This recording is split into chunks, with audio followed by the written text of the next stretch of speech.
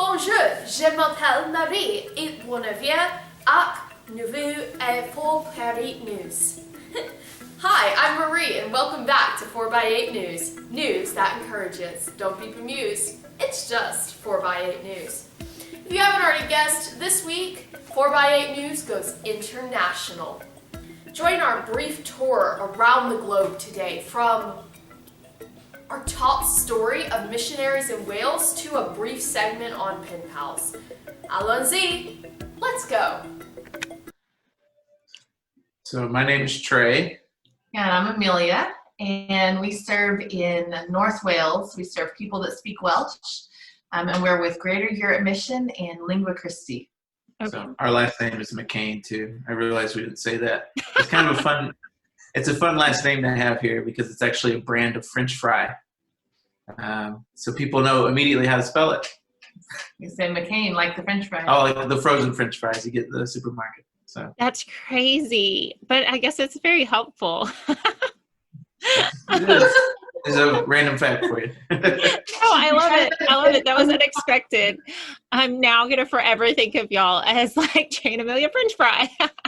There you go. That's how it goes. Totally works for me. Okay, so can you just share kind of what your ministry has looked like during this season? Mm-hmm. Well, that's kind of actually what you see behind us now at the moment is the valley where we live. The place where we live is called Dyffryn Nantlle, and that's Welsh for the Nantlle Valley. And in here we minister to people who speak Welsh as their first language. We're part of a church here. We the valley where we live has a few traditional chapels, and we try and support things that are going on in the community here, but ultimately want to see a revitalized church here or a new church. And our ministry during the pandemic has looked a lot like this. It's been over Zoom. Mm-hmm. Yeah, we were really concerned at the beginning because we're here to share the gospel with people, and how do we do that when we're locked down and in our houses? But what we found is that God is still moving even during the lockdown, and he's even using the lockdown to bring people to him. We have a really good story, actually. One of our good friends, one of our oldest friends that we know here, we met her like the first week that we moved here. Mm-hmm. And she's never really been open to the gospel. She's in her 70s, but we have met with her just about every week, good friends with her. And we noticed that she was starting to watch the live streams of our church on Sunday mornings during the pandemic. And so we would kind of talk to her about that. And one day after service, she called us and said that she wanted to pray with us. And which doesn't happen very often, to be perfectly honest. We've never gotten a call like that from one of our friends that doesn't know Jesus. So we were very excited. And she prayed to accept Jesus. And so, that was the most encouraging thing that could happen, of course. We're rejoicing in that. And now we have a Bible study with her every week over Zoom. And thankfully she lives just in the village next door, and so we get to go to her house. We go and sit in her front garden and talk to her. So praise God, he's still moving even in these really difficult times. I know, because I keep up with y'all, I know one of y'all's main ministries before all of this started was y'all had a kids club that y'all did. How has that worked during this season? So Club Splash has still been going, but what we've done instead of meeting in person, which is still restricted here where we live even now, we have created videos and we would post them on the Facebook page for our village. It's just kind of an open public page, but where most of the families that were coming to the club are kind of connected already. So we didn't really see the need to create a new page. We just thought we would put our content there. And what it's meant is that a lot more people see it. And we do the same sort of thing that we do in club. We play a song, we tell a story from the Bible. We try and use video a bit more. So maybe we'd find a video that we could translate or create one ourselves. and then play a game or a craft or something like that. Yeah. And then we also began to meet with the kids over Zoom, and doing the same sort of things. We do a story and a song and a game typically. So it hasn't, I wouldn't say that it's ideal. It's always kind of better to meet in person, but we've still been able to. The kids that connect over Zoom, it's a small number of them, typically the older ones who have enough patience to sit for half an hour. Yeah, and I mean the cool thing is, since we were putting it up, the videos up on Facebook, now when we're walking, people will stop us in the street and say, "Hey, I liked your video," and just random people. So our reach has really expanded during this time. Yeah, a couple months ago, like one of the most popular musicians here in Wales. He's actually from our village originally, and lives here now. And he stopped and said, "I really liked your video the other day." And I was like, "What? You saw my video?" Yes, he's a celebrity, so we were very starstruck. So really, in some ways, this pandemic's almost like opened more doors for ministry that you might not have had just because of how you've had to kind of switch ministry. Yeah, it's definitely been a change for us, and we've definitely been able to share the good news with a wider amount of people, not just here in the village, but elsewhere as well. Anywhere Welsh is spoken. So that's pretty cool. Okay, so you've mentioned several times. Okay. Yes, go take care of your baby. You've mentioned several times that you're specifically reaching out to the Welsh speaking. Is that the primary? I'm guessing it's the primary language in Wales, but what other languages? Yeah, it's the primary language in our part of Wales. Okay. But English is also spoken here.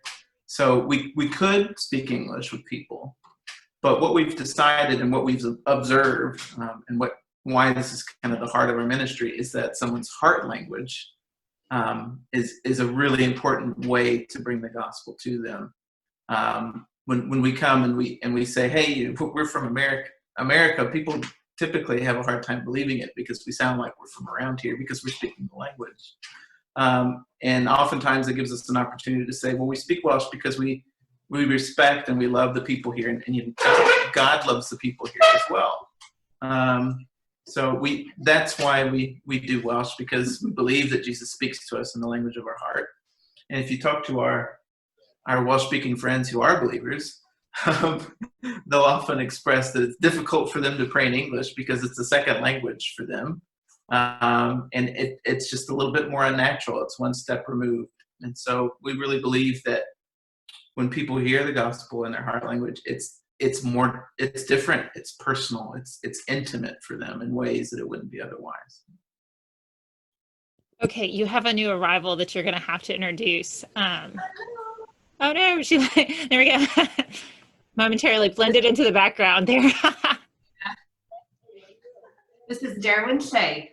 So Derwin means oak tree in Welsh, and Shea is actually a name that comes from the valley that we live in here. He's kind of a mythological character, so he's got a good Welsh name, don't you, boy? Yeah. Say hi to Mary. Hello, everybody. Now, how old is he? Almost 7 months.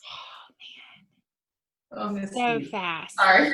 I'm just getting so choked up, but he's 7 months That's right. old. You blended into the background there for a moment. That is so cool. So one of the things that I've noticed as I've been just kind of keeping up with y'all is more of a heightened ways that people can get involved. Can you kind of share some ways that people can get involved in what y'all are doing? Well, the first and kind of easiest way to be involved is to join us in prayer. That's really the foundation of our ministry here. It's really important to us, and we don't, we think it's the first step to God moving in this area is for people to pray. We invite people to join us here for prayer. That's not really possible at the moment, but we share a prayer calendar on Lingua Christi's Instagram, for instance. It's just a photo each day that reminds us to pray and has a specific prayer request. But we also, when the borders are open, we have opportunities for people to come and join us and to pray. We have a lot of opportunities for younger people, typically people in university whether it's over the summer in college. We say we say university here in the UK, don't we? But in college is what we mean. Opportunities to come over the summer and to use something that they're interested in, like photography or hiking or music, to connect with people who already live here and have those similar interests, and to share the gospel through friendships like that. And we teach you a bit of Welsh too. So we don't expect anybody to be fluent, but we give them enough to open the door, really. And just a word of Welsh, in the right place can really make a great friendship. So. Yeah. And I mean, we also have longer internships available, and like accounting and media design and photography and things like that. So basically any skill that you have, we can use. So yeah, in the short term or the long term. I just realized I know y'all's background, but I didn't really ask, because more people are going to see this than just me. It's not just a chit chat to catch up, but can you kind of share like what brought you to Wales? Oh, of course. Yeah. When I was in college, when both of us were in college, God called us on a short-term summer mission trip. And so I really wanted to go to Scotland, but all the spots were filled. And so then there was Wales. And I thought, well, okay, I don't know anything about Wales, but sure, it's close to Scotland, I think. And so I signed up to go, and Trey's story is similar. Yeah, I mean, for me, I didn't know anything about Wales, and I wanted to go to Ireland or Scotland, and Wales was kind of my third choice. But God really changed us in those summers here. He put a deep love for the people and for minority language groups in particular on our hearts, as well as introducing us to each other. Yeah. So it was a really important time for us. Yeah. I remember when she came back and she told me like she'd met someone on mission trip. I was like, oh. Yep. That's how it starts. Yeah. So So you mentioned a phrase, and I kind of want to highlight it. Tell me a little bit more about what you mean by minority languages. Well, when we think about Europe, we often think about France or Germany or the UK, maybe Italy, and we often know that in these places they speak another language from English. They speak French or German or Italian. But the reality is that there are a lot of other languages that are spoken and native to these countries. Here in the UK, Welsh is an example. Welsh isn't related to English. It doesn't sound anything like English. Another example in Spain, one of the other countries of Europe, is Basque. And we actually have colleagues who live in what's called the Basque Country, where Basque is spoken, and they've started a church in the Basque language. And they've really had exciting news over the past few weeks. They've had 2 baptisms. So, I mean, God's really on the move right now, and we're seeing him move among people who speak a minority language here in Europe. And historically, there hasn't been a lot of missions to these people groups. So that's why we're here. Okay, awesome. All right, so what are some things that y'all are looking forward to? I know in our ministry here in the US, like we still have a lot of question marks. I'm sure y'all do too. But is there anything that y'all are looking forward to and saying, okay, this is something that we can plan towards, and that, because I know y'all's country is semi opening up, like y'all are beginning to open up. So what are y'all looking forward to? In a lot of ways, we're looking forward to just how church is going to be different. And we're kind of looking at it glass half full at the moment. We haven't been able to meet together for months now, and that's been the law of the country here, and there hasn't been ifs, ands, or buts about it. But recently, the government said that we could begin planning to meet again. And so we've been doing that, but there are going to be restrictions. And so we're thinking, well, how can we best be the church instead of just going to church over the next few months? Because we have a feeling that it's going to be like this for a while, and we don't want to just wait. We feel that God has called us to more in the meantime, and that might mean meeting in smaller groups. It might change the way that we do mission a little bit here as well. And so we're all still listening and to God and looking to see how he's going to lead us. But, this is a good opportunity for us, we think, really to to not leave anybody behind in the church, to make sure that the relationships that we have with people are solid, and that they have opportunities to learn and connect with God individually and maybe in smaller groups. What are some ways that we can be praying for you? I mean, that one right there is a pretty big one for us. Mhm. As we figure out what discipleship looks like right now, that's really important. Mhm. What about you? Yeah, I mean, just that God would lead us. I mean, that we would just have an idea of what we want to see. But, a big part of this lockdown has been us seeking God and seeing, okay, where do you want us to go, and evaluating our ministry and what it needs to look like in the future. So we've been doing a lot of praying and planning. So, yeah, just guidance, I think. Yeah. And, the things that go with that, patience and perseverance, because sometimes it's hard. It's hard to have a lot of Zoom meetings, but, Yes. Yes. but we're thankful for the opportunities we do have. Right. So. All right. Well, is there anything that I haven't asked that you were like, oh, I really want to share about this? I don't think so. No, You've had good questions. I mean, we're looking forward to next summer too. Typically over the summer we welcome groups, we welcome students, and we had to cancel all of those this year. But we're looking forward to next summer. Yeah, if anybody wants to follow what we're doing and just pray for us, you can do that on Facebook or Instagram or Twitter, because that's where we always post our prayer calendar. So Okay. All right. And I'll be posting at the bottom. Cool. So that because it's a long couple words and they're hard to spell sometimes. Yeah. Yes, I know. He's cute. He's adorable. At one point you were talking and he was just looking at you like, oh, there was just such this look of pride. Like, that's my dad. I was like, oh. You see your American voice. Yeah, it's true. Yeah. I speak mostly Welsh to Darwin, and Amelia does English. So. Oh, so he's probably like, what's this foreign language that you're speaking? A little bit. Yeah. What are you saying? So do you find yourself like trying to speak Welsh mainly at home so you'll be more fluent whenever you go out?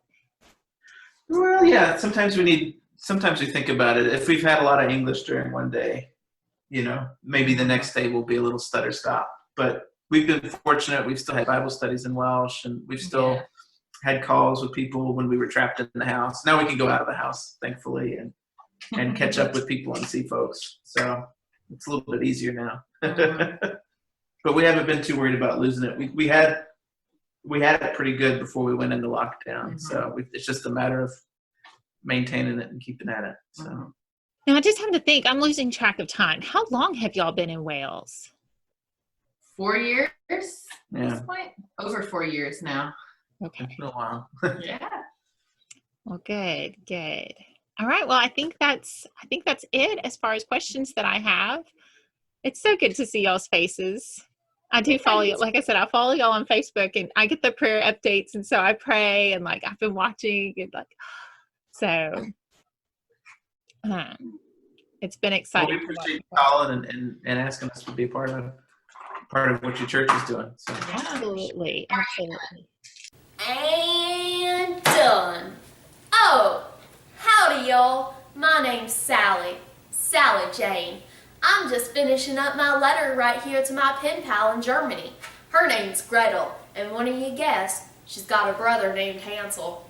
We learn all sorts of cool things about each other and each other's countries. For an example, I now know how to say my name in German. Ain't that precious? I'll tell you right here now. Meine Namen is Sally Jane. Ain't that cool? Now, pen pals are an awesome way to stay connected with people all over the globe, Y'all ought to get one too. It's a fun experience. And super simple too. There are multiple platforms like postcrossing.com and Worldwide Snail Mail, and even Clubhouse from Focus on the Family if you have a subscription to their magazine, which I highly recommend. It's a great way to stay connected and meet lots of new people. And it's super simple to get started. All you need are some envelopes, some paper, a pencil, and a stamp, and you're all set. Now, if you'll excuse me, I'm off to go mail my letter. Hola, welcome back from your trip around the world. You know, you might not be able to take a world tour every day, but there are plenty of international experiences right here in town. Let's go to one of our brand new reporters for the full scoop. Adios. Ohayo gozaimasu, which I've learned from my parents in Japanese, means hello, how are you? This is International Week, so we are going to bring you some international foods from your local grocery store today. So starting off with Japan, we have some sushi, which you can see here. It comes with wasabi and candied ginger and some soy sauce. It is a vegetarian sushi, and it has cucumber, gingered carrots, avocado, seaweed, and it is rolled in sesame seeds. Let's see if I can get a bite. Wasabi is a little bit hot, so you can put a little bit on there if you like things a little hotter, and it is a wonderful treat. Nice for our hot summers. It's a nice cold dish. The next thing we have from Japan is the Pachao gummies. The flavors are melon, strawberry, and mango. I am not a big melon fan, so I'm going to try strawberry. It has a striped center with a little jelly pod in there, it looks like.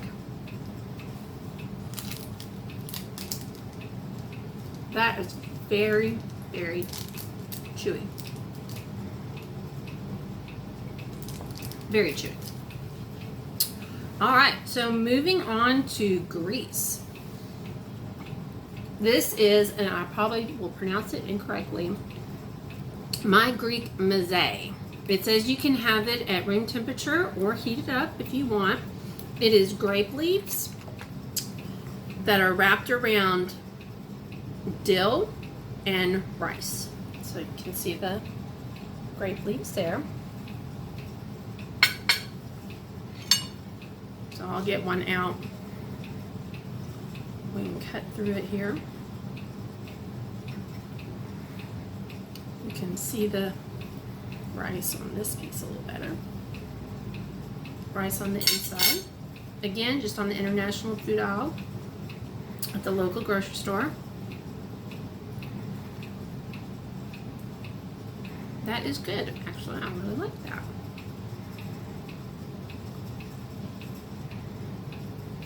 It is not an overpowering taste. I really like that. Okay, so Greek meze. Okay, then across to Germany, we have what is called the famous 3-grain German loaf. I like things toasted, so I went ahead and toasted a slice. And I like raspberry jam, so I put some raspberry jam on a slice. It's a rather long slice. I had to put it in the toaster one way and then put it in the toaster another way. But I got it in there, toasted it. It is definitely a compact loaf. It is not an airy loaf like white bread that we're used to.